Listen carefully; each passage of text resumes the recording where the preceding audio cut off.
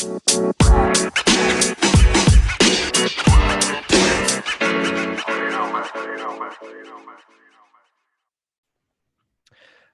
right, everyone. Welcome back to another episode of the Business Blast podcast. I'm your host, Tyler Wagner.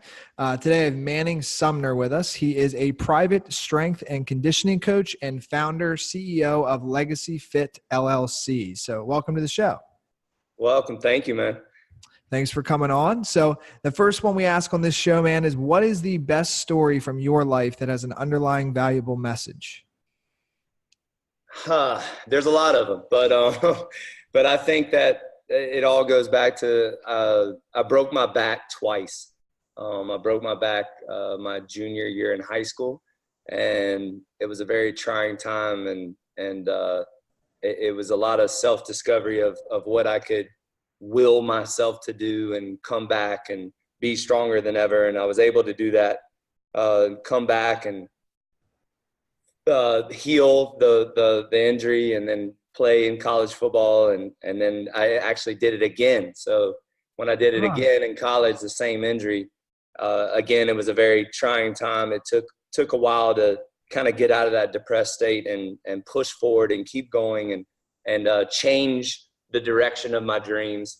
Cause in the beginning it was, NFL, wanting to be a football player, and then having to kind of reinvent yourself and figure out what you're going to do with your life. So I think anytime I have any kind of adversity or obstacles or failures, I look back on that time and I say to myself, if I can get through that, I can get through anything. So, dude, absolutely, man. I feel like that's like the toughest thing with sports, dude, is you just never know, dude. Like you could be incredible, right? And next thing you know, you're injured and everything is completely different.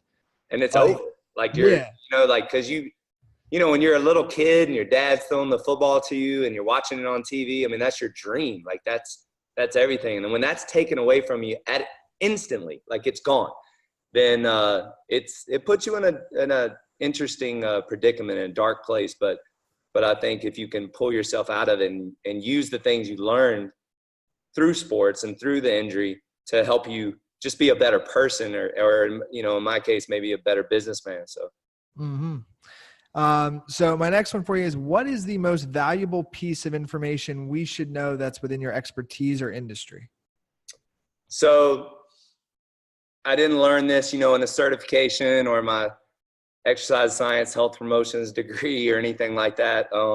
But I would say consistency would be my most valuable piece of information for people in the fitness industry, because I think that, everybody wants to come up with the 21-day plan and the 30-day challenge and the, 90 days to your new self and all this stuff. And we're never consistent with things. And to me, the way to achieve your goals, whether it's fitness or business or relationships, you have to be consistent with your effort, with your attitude, with what you're doing on a daily basis. And I hear it all the time. People will tell me, I've been dieting for 2 weeks and nothing's happening.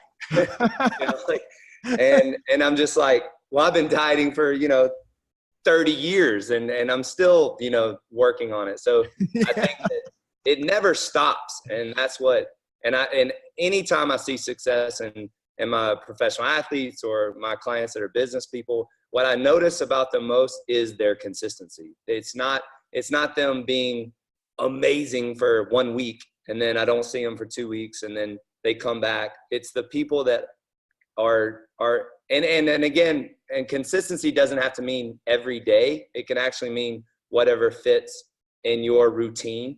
And so I just had that conversation with someone today about, she was like, I don't have an hour to work out. And I said, well, how much time do you have? And she was like, I could probably do 15 minutes. And I said, well, do 15 minutes every single day. And I said, you'll see a difference. I said, but if you keep focusing on the fact that you can't do an hour, then you're never going to do anything. And then nothing's going to happen.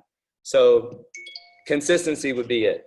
Yeah, man. Dude, I couldn't agree. Focus and consistency. And there's this one There's this, I'm not going to say it's a quote, but I heard this from this guy. Do you know Tim Ferriss? Have you ever heard of Yeah, him? of course. Yep. So I heard this from him where he said, I think it was like this. It's like, if you don't have like 15 minutes every day to meditate, then you should meditate for 4 hours every day. So It's like true. something like that. So it's like, and I don't know this person's like, I have no clue what her schedule's like or anything.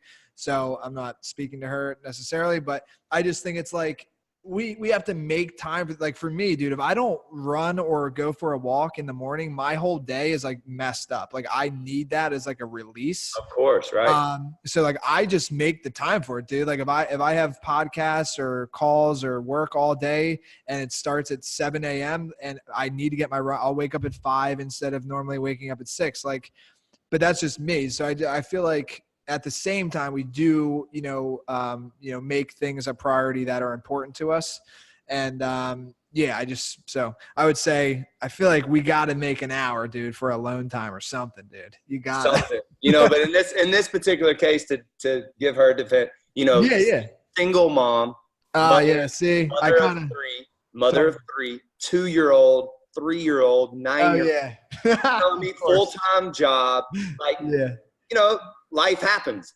I get it. Yeah. So I can't even relate closely. So Right. Exactly. I get it. The only thing I could think of is like run with the stroller, but that might not be safe.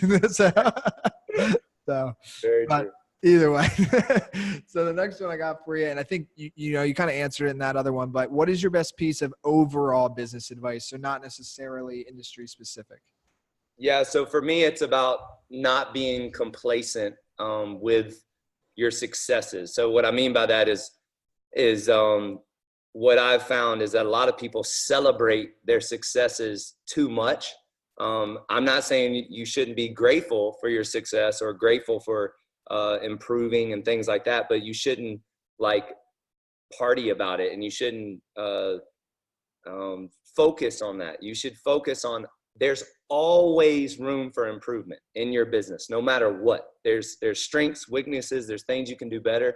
And so as a business owner or even as an employee, always look to continue the success and make it better. So strive to do more than you've already done. And then that goes also into your failures. A lot of people, they focus on what they didn't do and they focus on their failure. And so they sit in that space and instead of getting out of that space and keep moving forward and keep trying to make it better. So for me, it's about not celebrating your successes too much and then not dwelling on your failures too much. Mm-hmm. And then if you could give your younger self one piece of advice, what would that be? Don't stress. Don't worry about things that are not in your control.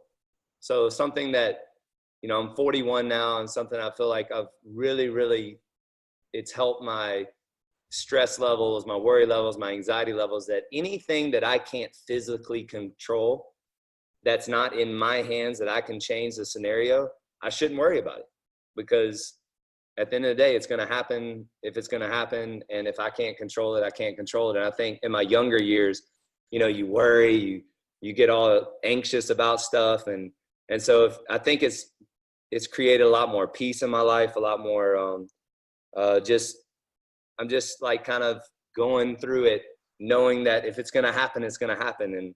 And you still prepare and you do everything in your power to make it happen. But again, if it's out of your control, if you did everything that you can do and you can't do anything else, then just let it go. Like just enjoy the moment, trust the process. Absolutely, man. Dude, I was actually having a conversation with somebody earlier today about that, where like what you should do is like make a list, like a line down the middle of a paper, make a list of the things you can control and the ones you can't, and then like literally forget about the ones that you can't control. Because I think, yeah, it's like, dude, it's like one of those things that a lot of people, I think it causes them, which leads into the next one I'm going to ask you. It causes them to be not like happy because they're trying to control things that are literally not in their control. Like I think a majority of people do that. Oh, 100%. And I was one of them. Like, yeah. And again, I'm not perfect. So you fall into that sometimes, and then you got to pull yourself out. And and just, I call it checking yourself. Sometimes you got to check yourself, you know? Yeah, absolutely. So perfect leadway. Next one is, in your opinion, what is the key to happiness?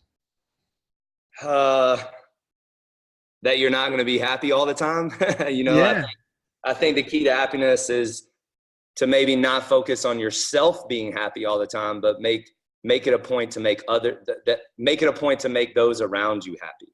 So something that, again, in my later years that I've really gotten to, I guess, realize is that it's not about me. Like, I can't make everything about me. I can't be that, you know, narcissist or selfish and think that everything has to do with me. You know, some things, people's responses, the way someone answers the phone, what your wife does to you in the morning, like, it might not have anything to do with you.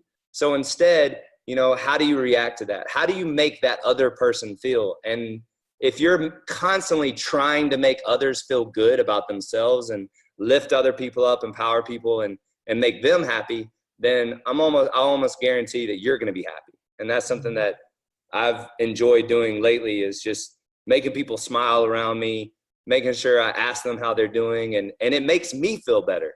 And even if I'm down and out or not in a great mood, I'm still happy because I know that I'm, I guess, being productive in making others happy. Mm-hmm. And then what is the best book that you've read, and what was the number one thing you learned from that? So I've been really big on audiobooks lately. Just Me too. to be, you know, full disclosure. I'm actually getting kind of obsessed with them, but Me too. I'm not a big, it's funny, I'm not a big reader. So audiobooks has been a real blessing. I like to buy the book afterwards and then, you know, take notes and stuff, or like highlight the things that I remember in the audio. And then sometimes I'll actually listen to audio while I have the book open. But so there's a lot of them. The Advantage would be one that sticks out as far as business goes. But I think probably the number one would be, as of late, probably about 3 years ago, I read the E-Myth seminar, Taking Charge of Your Business and Your Life, by Michael E. Gerber. And I guess the number one thing I learned from it was creating systems. And so, you know, I own gyms and I own a franchise system. And so for me in the book, it describes how you have to create extraordinary systems in order for your business to be able to duplicate your business, and in order for you not to be there. And that's something that has, I mean, just given me so much freedom, because now I have, you know, 3 locations that I'm not at, and they're thriving and they're doing well, and I'm not even there. And people told me for years that I couldn't do that, you know, that was not possible. You know, the gym is you know, you're the gym. If you're not there, then it's going to fail.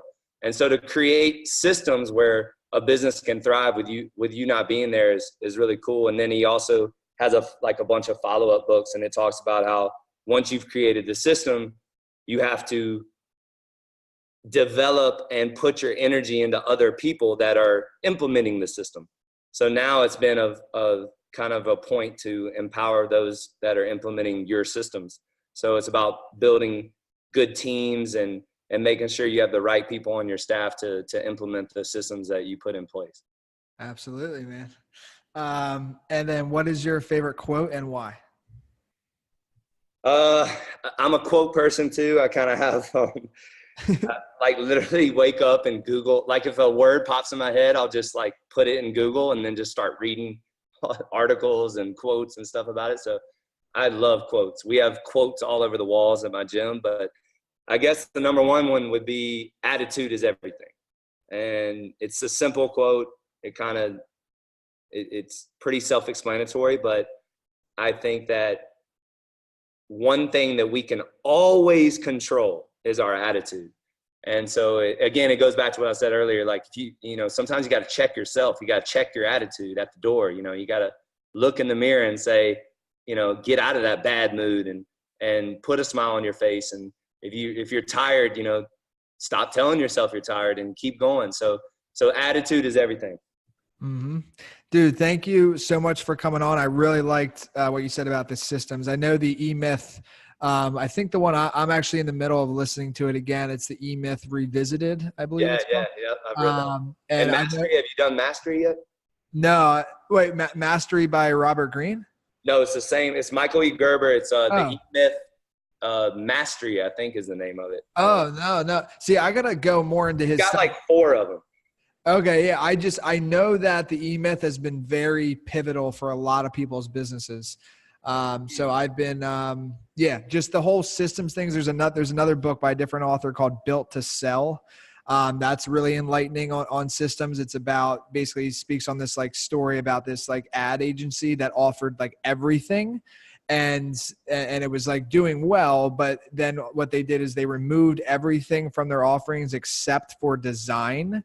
And then they just focused on building systems around becoming the best design agency ever.